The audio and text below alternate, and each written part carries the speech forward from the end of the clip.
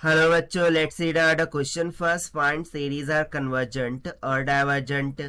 X by 1 into 2 plus x square by 2 into 3 plus x cube by 3 into 4 plus x4 by 4 into 5 plus up to dash dash.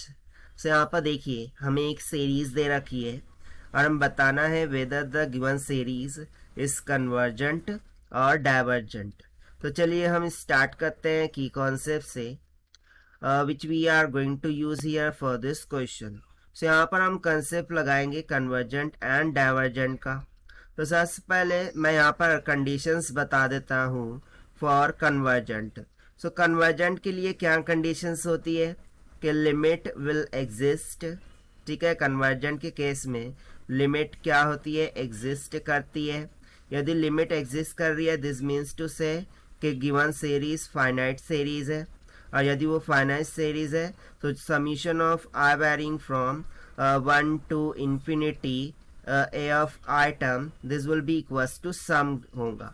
और ठीक है, और यदि ये sum less than to 1 होगा तो उस टाइम पर हम भी बोल सकते हैं कि जो गिवन सीरीज है वो कैसी है भाई, कन्वर्जेंट है.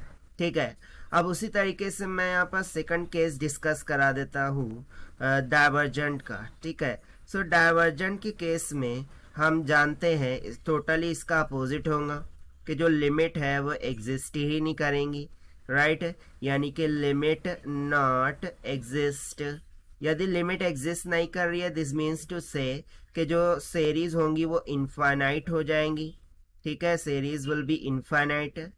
और यदि सीरीज इनफाइनाइट होंगी सो ऑब्वियस सी बात है ये x will be greater than to 1 होगा.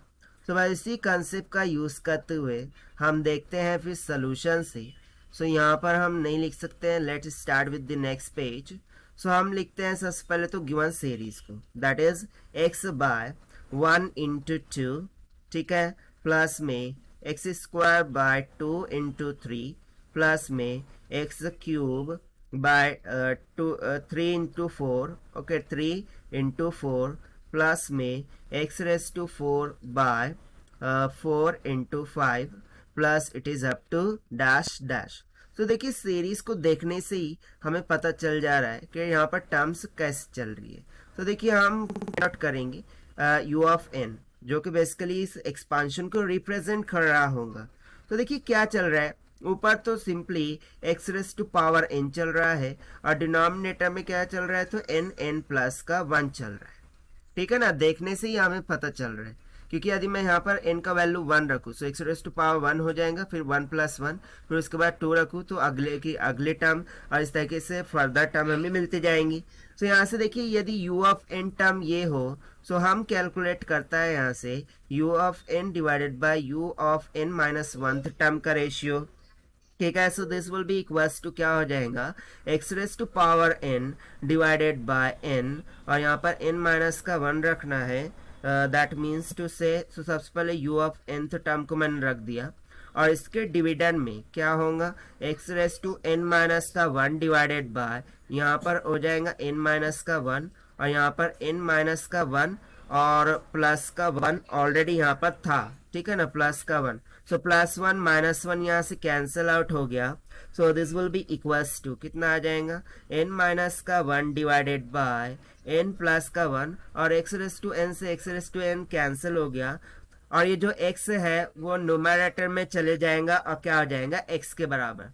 सो यहाँ से basically u of n divided by u of n minus का 1 ये हमें कुछ इसके इक्वल मिल रहा है ना. n माइनस 1 ये लेस टर्म रहेंगी, n प्लस 1 ग्रेटर टर्म रहेंगी, बट मल्टीप्लाई बाय यहाँ पर x का टर्म आ चुका है.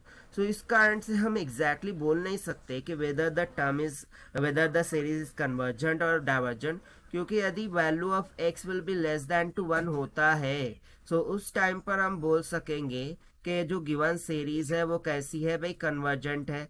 बट यदि x का वैल्यू ग्रेटर दैन टू 1 हो जाए सो उस टाइम पर हमें बोलना होगा कि जो गिवन सीरीज है वो डाइवर्जेंट हो जाएंगी, यानी कि हम यहाँ पर कन्फाइन नहीं कर पा रहे हैं.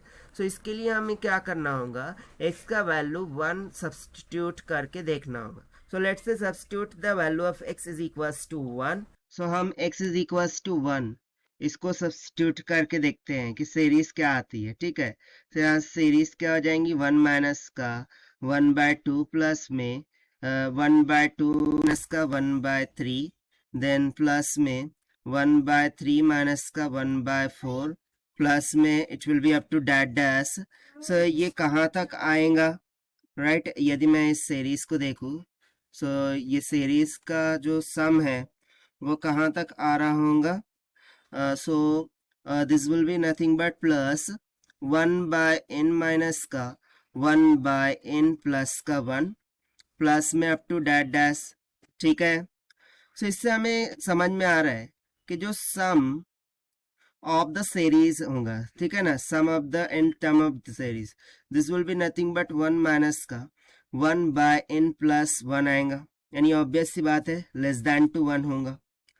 और यदि ये जो सम है वो लेस देन टू 1 है, तो उसके लिए हमने क्या पढ़ रखा है, यहाँ पर देखिए लेस देन टू 1 होता है यदि x, सो वो कन्वर्जेंट हो जाती है series, and therefore we can say that the series is convergent. Series कैसी हो गई, सिंपली कन्वर्जेंट हो गई, and this will become the required answer for question जो कि हमसे पूछा गया था, and this we have found by using the concept of convergence and divergence.